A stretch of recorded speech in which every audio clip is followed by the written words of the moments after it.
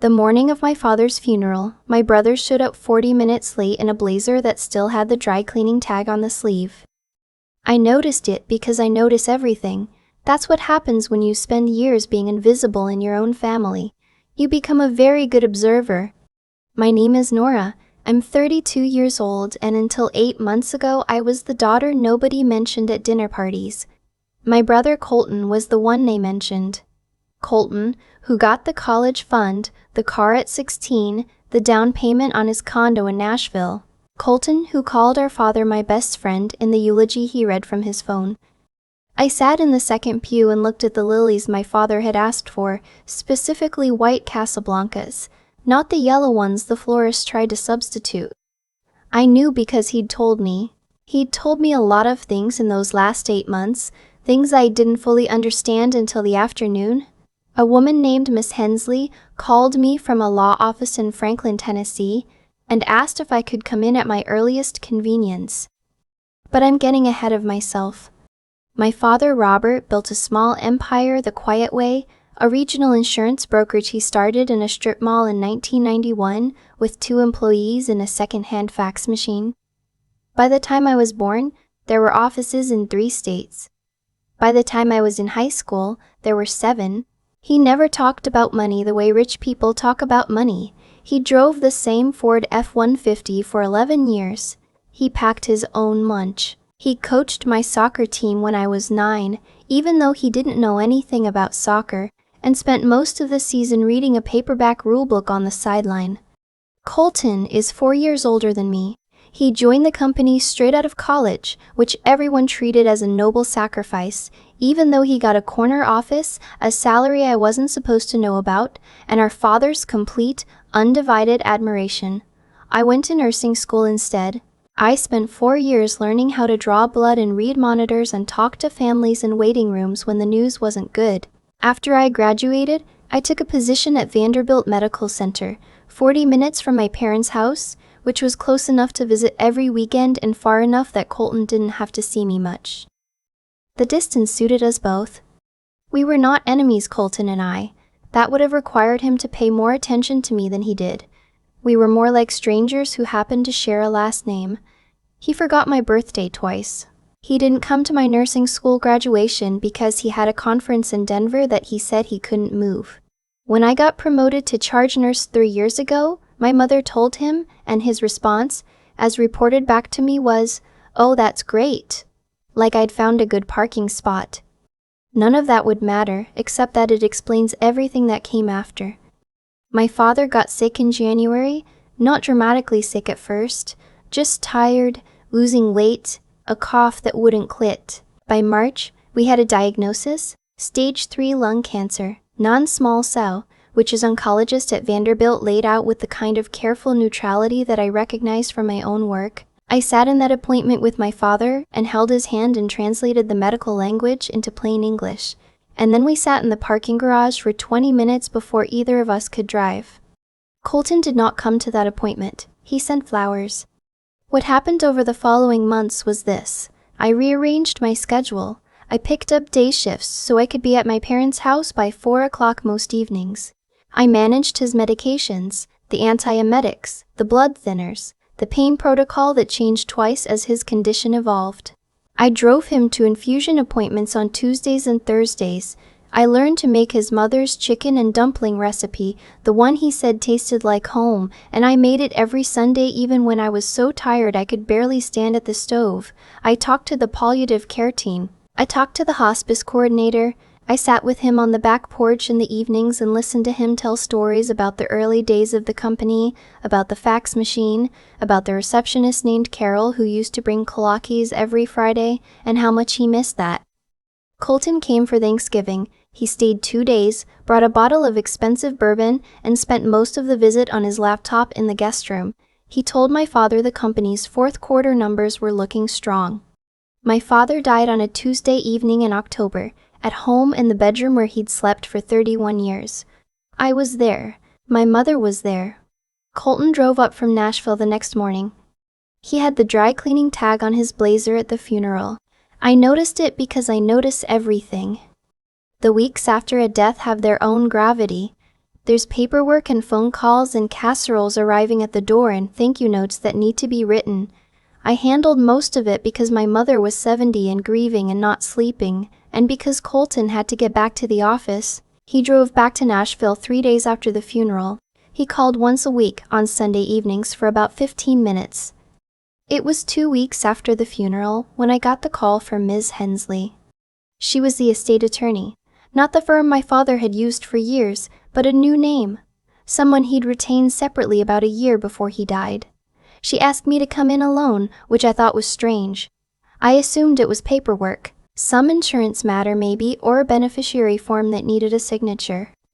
I drove to the office on a Wednesday morning. It was one of those November days in Tennessee where the sky is white and flat and the trees are stripped down to their bones and everything looks like it's waiting for something. Miss Hensley was in her 60s, gray-haired, no-nonsense, the kind of person who chose her words like she was paying for each one. She asked me to sit. She offered coffee. Then she slid a manila folder across the desk and said, "Your father wanted you to see this before the formal reading. He was very specific about that." Inside the folder was a letter, his handwriting, the cramped left-leaning print I'd known my whole life. "Nora, I want you to know why I made the decisions I made. Not for you to agree with them, but so you understand them. And I want you to know something first. You didn't earn this because you took care of me. You earned this long before I got sick. You just kept showing up, and I kept noticing and I was too proud and too slow to tell you. I'm telling you now." I sat in that office and read the whole letter, and then I set it down on the desk and looked at the white sky outside the window and didn't say anything for a while. Miss Hensley let me have a silence. Then I asked her what was in the will. She told me. The formal reading was scheduled for a Friday afternoon, 3 weeks after the funeral. My mother, Colton, me. Miss Hensley's office, with its gray carpet and the certificates framed on the wall and a small table with water glasses set out like it was a meeting about quarterly projections. I had been to the office once before. Colton had never been there at all. I knew that because I asked my father. He was clear. The only time anyone from the family had met with Miss Hensley before his death was that first Wednesday when he and she had drawn up the documents. Colton didn't know this attorney existed. He had assumed, we had all assumed, I think, that the estate would be handled through the firm that had managed my father's business affairs for 20 years. That assumption was about to be corrected. I drove to the reading alone. I wore my good black coat and the earrings my father gave me the Christmas I turned 25. Plain gold hoops, nothing flashy. I got there 10 minutes early and sat in the waiting area and looked at my phone without actually reading anything on it. Colton arrived with an attorney. Not Miss Hensley, his own attorney, a man in his 40s named Mr. Whitfield, who shook everyone's hand and smiled the way people smile when they already know they're going to win something. Colton himself was polished, easy, the kind of ease that comes from certainty. He sat down across from me and said, "How are you holding up?" I told him I was fine. He said, "This is going to be a long afternoon." He said it like he knew. Miss Hensley came in and went through the formalities. The will had been executed 14 months ago, properly witnessed, notarized, and filed. She explained that she had been retained specifically to manage the personal estate, the house, the personal accounts, the family trust, separate from the business succession documents that Mr. Whitfield had apparently already reviewed. At this, Mr. Whitfield nodded and opened his briefcase. "Before we proceed," Colton said, "I want to note that my father's primary intention was always to ensure continuity of the business. That's documented in our succession agreement." Miss Hensley looked at him without expression. "We'll get to that." She began reading. The business, the brokerage, the 7-state operation, the 30 years of his life, went to Colton, not in full ownership but in controlling interest, 51% of the shares, the title of CEO, the continuation of his existing compensation structure. It was what everyone expected, what Colton had expected, what he'd built his identity around. He nodded along, unsurprised, the way you nod when someone confirms something you've always known. Then Miss Hensley turned the page. The house, the 4-bedroom house in Brentwood where my parents had lived since before I was born, The house, worth approximately $1.4 million in the current market, went to my mother for the duration of her life, and upon her death to me. The personal investment accounts, index funds, a bond portfolio, assets totaling just over $800,000 went entirely to me. The family trust, established separately and funded over the last 12 months of my father's life, with a principal of $1.2 million, had one beneficiary, me. Colton stopped nodding. "I'm sorry," he said. He looked at Miss Hensley. "Can you repeat that?" She repeated it. The color went out of his face the way water drains from a glass, steadily, completely, until there was nothing left. Mr. Whitfield leaned over and said something quietly. Colton held up one hand to silence him. There has to be a mistake." He looked at my mother. "Did you know about this?" My mother pressed her lips together. She had known. Not the specifics. I don't think she knew the exact figures, but she had known the shape of it. She'd known for months. She said nothing. "Nora." Colton turned to me and something shifted in his voice. The ease was gone. What replaced it was something I hadn't seen before from him. Something that looked, for a moment, like genuine bewilderment. Did you know about this?" "Yes," I said. "When?" "A few weeks ago." He stared at me. Then he turned back to Ms. Hensley. "I want to contest this. I want to see the original documents. I want to know who witnessed this. My father was ill. He was on pain medication. If someone was in his ear influencing his decisions." "Colton."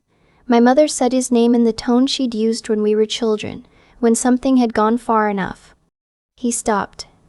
Miss Hensley, who had clearly been through this particular moment before, opened a second folder.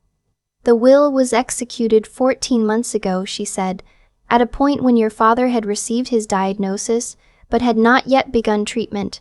He was not on any pain medication at that time. His oncologist provided a written statement attesting to his cognitive clarity. There are 2 witnesses, both disinterested parties. There is also a video recording of the execution." She slid the folder across the table. "Additionally," she continued, "your father asked me to read this." She unfolded a single page. My father had written it himself. It wasn't flowery. It didn't explain or apologize. It said in his cramped left-leaning print that he had spent a long time believing that love meant equal distribution, and that he had come to understand too late that equal was not the same as fair. That one of his children had shown up and one had not. That the business was Colton's because Colton had built his life around it and my father honored that. But that the rest, the personal things, the accumulated quiet of 30 years, belonged to the person who had sat with him through the hard parts. That it was time he named her. Colton left before the meeting was formally closed. Mr. Whitfield gathered his papers and said something about reviewing options, and Colton walked out of the office without looking at me. The door closed behind him. My mother exhaled slowly. I picked up my water glass and realized my hands were completely steady. The months after the reading were not simple. Colton retained Mr. Whitfield and filed a formal challenge to the personal estate distributions, citing undue influence, which is the legal term for what he suspected, which was that I had manipulated a dying man into rewriting his wishes. It's a common challenge. Ms. Hensley told me it was also, in this case, almost impossible to sustain. The video recording helped. My father, seated in Ms. Hensley's office 14 months ago, clear-eyed and specific, saying on camera, "This is what I want, and these are my reasons, and I am of sound mind and I know exactly what I'm doing." The oncologist's statement helped. The care logs helped most of all, the ones I'd kept as a medical professional out of habit, the dated notes of appointments and medications and phone calls and visits, the objective record of who had been there and when and for how long. I hadn't kept them to build a case. I'd kept them because that's what nurses do. We document. The challenge was withdrawn 4 months later. Colton and I don't speak much. He runs the brokerage. The fourth quarter numbers, as far as I know, are still strong. My mother lives in the Brentwood house and calls me every Sunday evening, and I drive out on Saturdays sometimes, and we make chicken and dumplings and sit on the back porch where my father used to tell his stories, and the yard is quiet in the way that yards get quiet in winter. The bird feeders still, the trees bare, waiting. I'm not angry anymore. I want to be clear about that because people assume that this kind of story ends in satisfaction and some bright feeling of vindication, and it doesn't really. What it ends in is just truth. The acknowledgement of something that was real but unspoken for a very long time. That I had been there. That I had shown up. That someone had seen it. There's a letter in the drawer of my nightstand. The one from my father, the one Miss Hensley slid across the desk that November morning with the white flat sky outside the window. I don't read it often. I don't need to. I know what it says. You earned this long before I got sick. You just kept showing up, and I kept noticing. That's enough. That has always been enough. I've thought a lot about what my father actually left me, and I don't mean the accounts or the house in Brentwood. What he left me was a record. Not the legal kind, though that mattered too, in the end, but the kind you build without meaning to. Just by doing the next right thing on an ordinary Tuesday when no one is watching and no one is keeping score. I drove to infusion appointments on Tuesdays and Thursdays. I made chicken and dumplings on Sundays. I sat on the back porch and listened to stories about a fax machine and a strip mall. None of that felt like a decision at the time. It just felt like showing up for someone I loved. I think about Colton sometimes and I don't feel what I expected to feel. I expected anger or maybe a cleaner kind of satisfaction. What I actually feel is something closer to sadness because he is not a villain in the way the story might suggest. He made a choice, quietly and consistently over many years. The choice to be somewhere else. To send flowers instead of coming himself. To believe that proximity to success was the same thing as presence. He wasn't cruel. He was just absent. And absence, it turns out, is its own kind of statement. That's the part nobody tells you about doing the right thing. It doesn't feel like strategy. It feels like exhaustion in Tuesday traffic and a pot of dumplings going cold on the stove while you're on the phone with the palliative care coordinator. The integrity isn't in the grand gesture. It's in the 1,000 small ones that you make because they're right, not because you expect them to be witnessed. But here's what I've learned, and I mean this plainly. Clarity is its own reward, long before anything else follows. I kept those care logs because I'm a nurse, and that's what nurses do. I asked questions in oncology appointments because I understood the language and my father needed someone who could translate. I stayed not because I was calculating an outcome, but because I could not have lived with myself if I hadn't. That kind of integrity, the kind that holds even when there's no audience, is the only kind that's actually worth anything. Colton could have had it too. It was never about being chosen. It was about choosing. What I understand now, in a way I couldn't have articulated before all of this, is that intelligence without honesty is just cleverness, and persistence without a real reason is just stubbornness. My father built 30 years of something real because he combined all three. He was decent in the way that costs something. He was sharp enough to see what mattered, and he kept going long after it would have been easier to stop. He tried to raise 2 children with those same qualities. One of us was paying attention. I'm not saying I'm better than my brother. I'm saying I know who I am, and I know what I did, and I know that my father saw it, and said so, in his cramped left-leaning handwriting, before he ran out of time to say anything else. That letter is still in the drawer of my nightstand. Some nights I don't need to read it. I just need to know it's there.